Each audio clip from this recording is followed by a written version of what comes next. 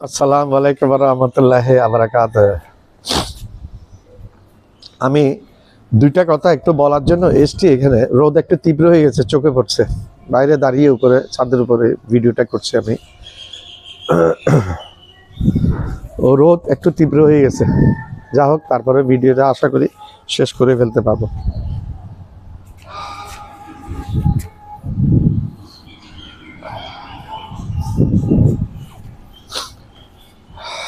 বাংলাদেশ আওয়ামী লীগ প্রসঙ্গে আমি আসি। বাংলাদেশের একটি ঐতিহ্যবাহী দল বাংলাদেশ আওয়ামী লীগ। এই দলটা এই দেশের স্বাধীনতা যুদ্ধের নেতৃত্ব দিয়েছিল, সে ব্যাপারে কোনো ডাউট নাই।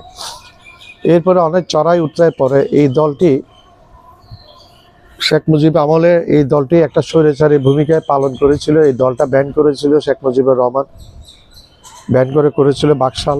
এরপর অনেক চড়াই, সংক্ষেপে একটু বলেছি, এরপর অনেক চড়াই উতরাই পরে এই আর ক্ষমতা অনেক পরিবর্তন পরে আবার এই দলটি শেখ হাসিনার নেতৃত্বে ক্ষমতায় আসলো 2008 সালে।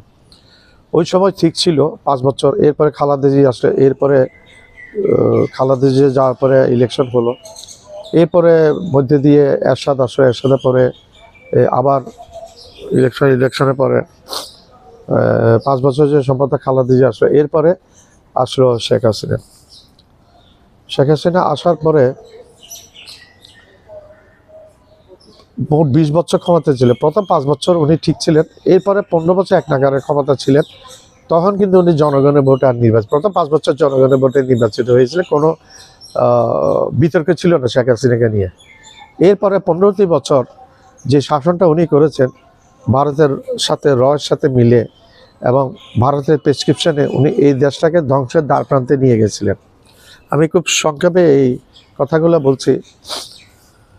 ধ্বংসের দ্বার প্রান্তে নিয়ে যাওয়ার পরে এই দলটি উনি ক্ষমতাচ্যুত হলেন। উনি তিনবার ইলেকশন করেছেন। প্রথমবার ওই 3বারের মধ্যে একবার হয়েছে দিনের ভোট, রাতে করে হয়েছে। আরেকবার হচ্ছে শেষবার দামি প্রার্থী দিয়ে উনি ইলেকশনটা করিয়েছিলেন, কোনো দলবিহীন, বিরোধী দলবিহীন। আরেকবার হয়েছে উনি ভোট কারচুপি করে। 3বার উনি জনগণের প্রকৃত ম্যান্ডেট না দিয়ে উনি ভারতের সাথে রয়ের সাথে মিলে এই দেশটা ধ্বংস করার নিমিত্তে এই দেশের ক্ষমতায় আরোহণ করেছেন। উনি চলতেন রয়ের কথায়, উনি চলতেন ভারতের নরেন্দ্র মোদীর কথায়, ভারতের কথায়। উনি পুরো দেশটাকে ভারতের হাতে তুলে দিয়েছিলেন। আমাদের নসিব ভালো, আল্লাহর রহমত হয়েছে। কোত্থেকে এই ছাত্র আন্দোলন হয়েছে। এই ছাত্র আন্দোলনের পরে কোটা আন্দোলন, এই কোটা আন্দোলন এমন একটা রূপ নিল, উনি যখন গণহত্যা চালিয়েছেন, 2,500 লোক যখন উনি মেরে ফেলেছে, ছোট শিশুরা যখন ওনার থেকে নিষ্কৃতি পেলেন না, তখন চরম আকার ধারণ করে ওনার বঙ্গভবনে কয়েক লক্ষ লোক, বাংলাদেশের ইতিহাসে এত বড় ডেমনস্ট্রেশন, এত বড় আন্দোলন বাংলাদেশের ইতিহাস দেখেনি। এক দিনে এত লোক এসে বঙ্গভবন মুখে আক্রমণ করার দিকে চলে গিয়েছিল। তখন বর্তমান সেনাপ্রধান ওনাকে 40 মিনিট না 45 মিনিট একটা সময় দিয়েছিলেন এই দেশ ত্যাগ করার জন্য। বলছে, ম্যাডাম আপনি যদি এই দেশ ত্যাগ না করেন আমাদের কন্ট্রোলে থাকবে না, তখন আপনাকে আমরা বাঁচাতে পারবো না। আর 45 মিনিট 40 হতে 45 মিনিট দূরে গোয়েন্দা রিপোর্ট, যেটা স্যাটেলাইট রিপোর্ট যেটা আছে, 40 থেকে 45 মিনিট দূরে এই জনগণ আছে, এইদিকে আসতেছে। তখন ওনাকে এক প্রকার বাধ্য হয়ে ওনাকে পদত্যাগ করতে হয়েছে। যে শেখ হাসিনা বলতেছে বঙ্গবন্ধু কোনটা পালায় না, প্রয়োজনে মারা যাবে।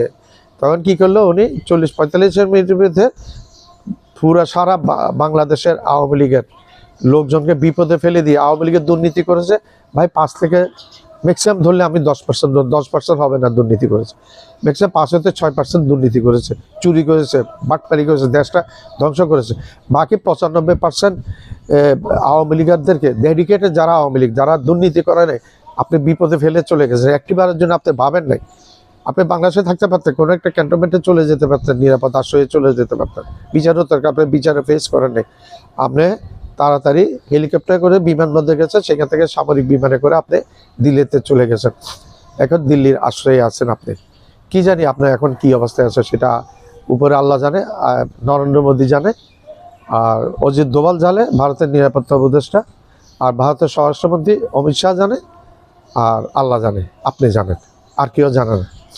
কারণ আজকে 4টা মাস হয়ে গেছে আপনাকে বাংলার মানুষ একটিবারের জন্য, আপনি যে সুস্থ আছেন না সুস্থ নেই সেটা একটিবারের জন্য বাংলার মানুষ আপনাকে দেখেনি। আপনি কতগুলো অডিও বার্তা দেন ভাই, আপনি কি একজন রাজনীতিবিদ, একজন পরিপক্ক রাজনীতিবিদ? আপনি এগুলো কেন করেন?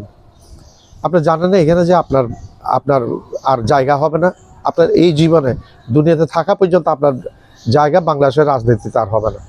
আপনি আওয়ামী লীগকে ধ্বংস করে গেছেন, যে আওয়ামী লীগ সরহদ্দি মৌলানা বাশারের সৃষ্টি করা আওয়ামী লীগ, শেখ মুজিবের আগের আওয়ামী লীগ, তখন ছিল আওয়ামী মুসলিম লীগ, এইটাকে বাদ দিয়ে করা হয়েছে, মুসলিমটা বাদ দিয়ে করা হয়েছে আওয়ামী লীগ।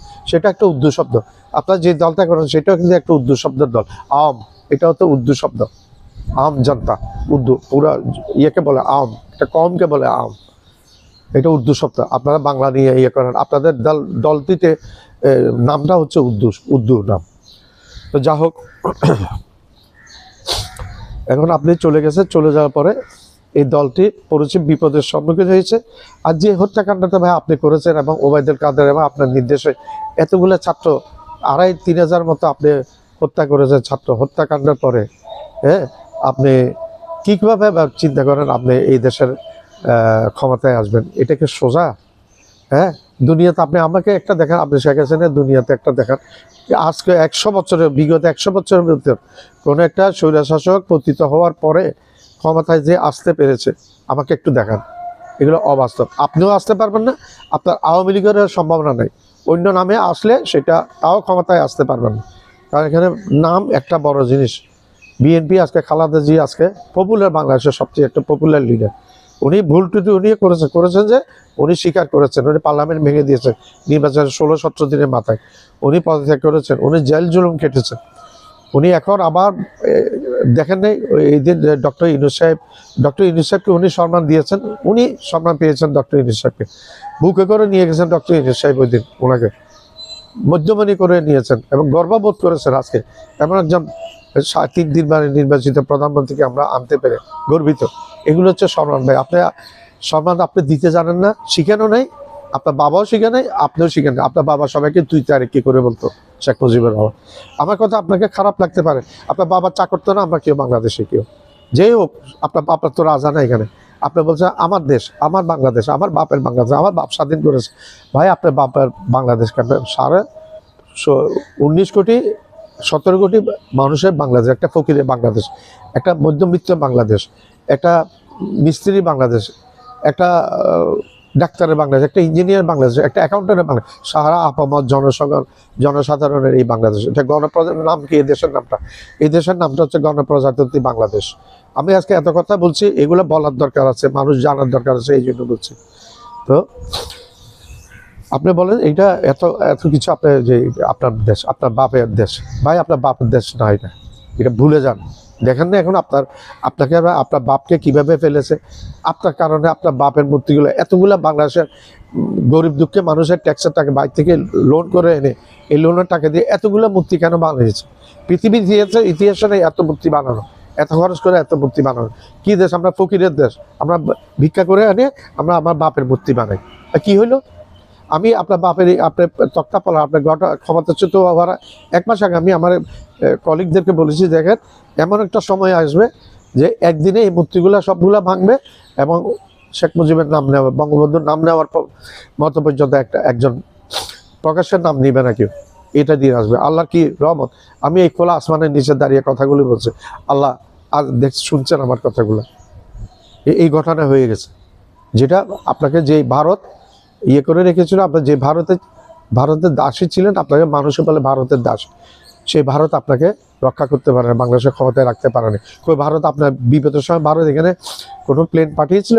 বাংলাদেশ সেনাবাহিনী আপনাকে করুণা দেখিয়েছিল, যার কারণ বাংলাদেশ সেনাবাহিনী আপনাকে ওইখানে যাওয়ার ব্যবস্থা করে দিয়েছে, করুণা দেখিয়েছে আপনাকে। ওই আপনার ভারত আপনাকে একটা হেলিকপ্টার পর্যন্ত পাঠায়নি, একটা 5 সিটের একটা হেলিকপ্টার পর্যন্ত পাঠায় আপনার বোন যাওয়ার জন্য, একটা সিকিউরিটি যাওয়ার জন্য একটা হেলিকপ্টার পাইলট 4 জনের বসে যে এরকম সিটের একটা হেলিকপ্টার আপনাকে ভারত পাঠায়নি।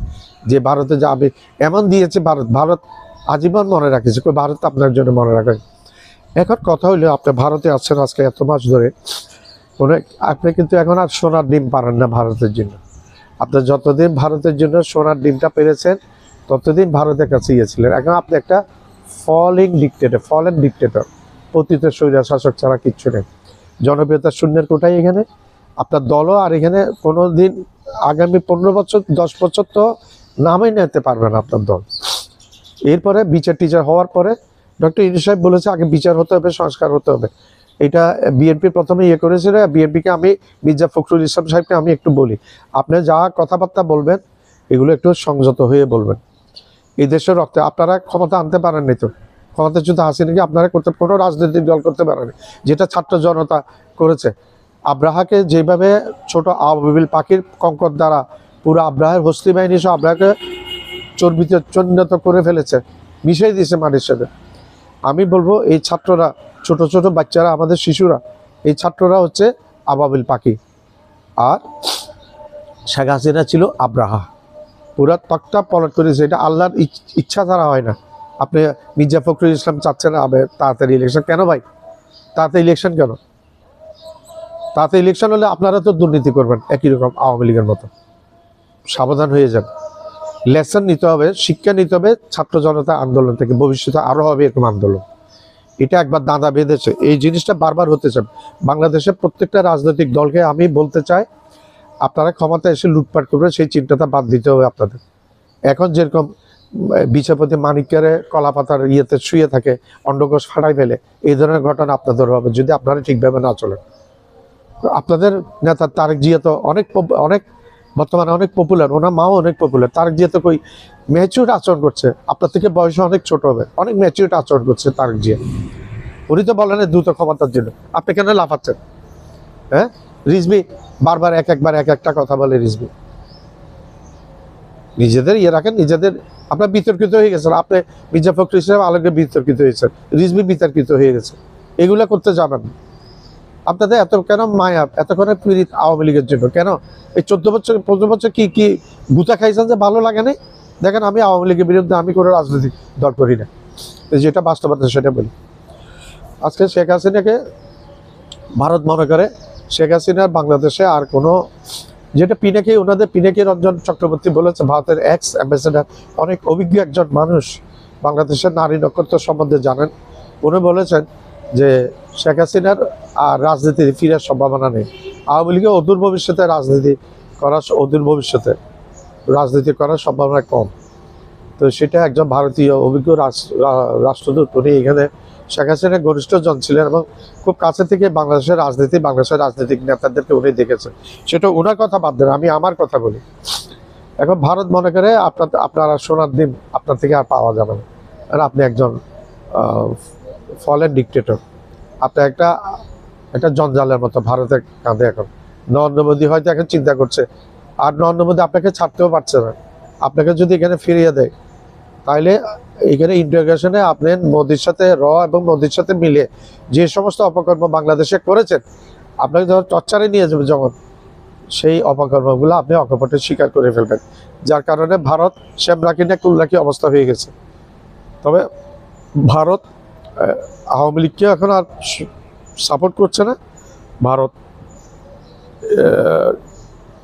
ছাত্রলীগকেও আর সাপোর্ট করছে না। ব্যান করেছে ছাত্রলীগ, ভারত টু শব্দ করেছে, করে না। আওয়ামী লীগকে ব্যান করলো, ভারত টু শব্দ করবেন। ওদের দরকার ছাত্র ভাই, ওদের দরকার আমার আওয়ামী লীগ বিএনপি, এগুলোর দরকার নেই। এই দেশে শুষে আপনি দিচ্ছেন খাওয়ার জন্য, আপনি একটা কলোনি বানিয়ে রেখেছেন। আর একটা বছর থাকলে বাংলাদেশের ভিতরে আপনি করিডোর দিতেন, পশ্চিম বাংলা থেকে যশোর হয়ে বাংলাদেশের ভিতর দিয়ে 7 সিস্টারে যাওয়ার জন্য। এরপরে 1 বছর যাতে না যাচ্ছে, তারা বলতো আমাদের 10 ডিভিশনের জন্য বাংলাদেশে রাখতে হবে আমাদের, সেটাও আপনি মানতেন। আপনি সব দিয়ে দিয়েছেন, তো এখন ভারতের আপনার প্রয়োজন নেই। গলার কাটা আপনি ভারতের, যদিও রেখে দিচ্ছে ভারত, বিভিন্ন কারণে রেখেছে, সেই জিনিসটা ভারত একদিন পস্তাবে, একদিন চরম মূল্য দিতে হবে। বাংলাদেশের আদালত আপনি 10,000 2,000 থেকে 2,500 মানুষ শিশুরা আপনার গুলি থেকে রেহাই পায় না। আপনি কি মনে করেন আপনি এগুলা ফেস না করে চলতে পারবেন? হ্যাঁ, অন্তত 150টা মামলা নাকি আপনার বিরুদ্ধে আছে, শুধু হত্যা মামলা। 150টা আমি বাদে দিলাম, 5টা মামলা হলে এনাফ, হত্যা মামলা। কোনোটাতে না দিয়ে কোনোটাতে আপনি ফাঁসবেন, আপনার অবস্থা খারাপ হবে। তো আপনি এখন ভারতের কাছে একটা জঞ্জাল, আওয়ামী লীগ একটা জঞ্জাল, ছাত্রলীগ একটা জঞ্জাল ছাড়া আর কিছুই না। ভারত এখন আপনি জানেন কিছুদিন আগে ভারতের রাষ্ট্রদূত অস্ট্রেলিয়া বিএনপির সাথে একটা ক্লোজ ডোর মিটিং করেছে। ওরা স্বার্থটা বুঝে, ওরা আপনাকে আমাকে বুঝে না। ওদের যত শুষে শুষে খেতে পারে, করদাহ্য বাঁধাতে পারে, ওরা ওইটাই চাই। তো আপনার মনে করা উচিত যে আপনি বেইমানি করেছেন বাংলাদেশের মানুষের সাথে, এই জাতির সাথে আপনি বেইমানি করেছেন। যে মানুষ তার নিজের দেশকে ভালোবাসতে পারে না, সেই মানুষ ইমানের একটা অংশ বলছে, দেশকে মাতৃভাষাকে মাতৃভূমিকে ভালোবাসে ইমানের একটা অংশ। আপনি মাতৃভূমিকে ভালোবাসেন না, আপনি এসছেন আপনার বাবার, আরে ভাই আপনার বাবারে কেন মারছে সেটারও পদভূমি আছে। আপনি কি এত ভিডিও হত্যাকাণ্ড কেন চালিয়েছেন? আপনি এত হত্যাকাণ্ড, হ্যাঁ? আপনি এতগুলা মানুষ, 57 জন অফিসার আপনি ভারতের সাথে মিলে আপনি হত্যাকাণ্ড চালিয়েছেন। হেফাজতের এতগুলা হুজুরকে আপনি মেরে ফেলেছেন। আল্লাহর গজব কি আপনার উপরে আসবে না? এসে গেছে আপনার উপর, সামান্যতম এসছে, সামনে আরও আছে আপনার উপর আল্লাহর গজব। এরপরে আপনি এই গত 4-5 মাস জুন জুলাই আগস্ট যে হত্যাকাণ্ডগুলো চালিয়েছেন, এত হত্যাকাণ্ড পৃথিবীর ইতিহাসে নাই। এত হত্যাকাণ্ড, একটা প্রধানমন্ত্রীর পক্ষে এত হত্যাকাণ্ড চালানো, আপনার বিরুদ্ধে বলতে গেলে ভাই মাথা গরম হয়ে যায়। হ্যাঁ, একটা পুরাপুরি আপনি একটা স্বৈরাচার শাসক হিসেবে, আপনি যেদিন আপনার পতন হয়েছে সেদিন সারা বাংলাদেশে মিষ্টির দোকান হঠাৎ করে মিষ্টি শর্ট হয়ে গেছে। এটা আপনি খোঁজ খবর নিয়ে রাখেন। ভারতে আছেন, ভারতে আপনাকে সুন্দরভাবে রাখবে না। এখন আপনি মজাটা এখন পাবেন। হ্যাঁ, নিজের দেশের মানুষের সাথে যারা বেইমানি করে, দেশের সাথে বেইমানি করে, আল্লাহ তাদের জন্য অবধারিত করে শাস্তি, যেটা আপনি এখন পেতে যাচ্ছেন, ভবিষ্যতে পাবেন। ধন্যবাদ। আসসালামু আলাইকুম।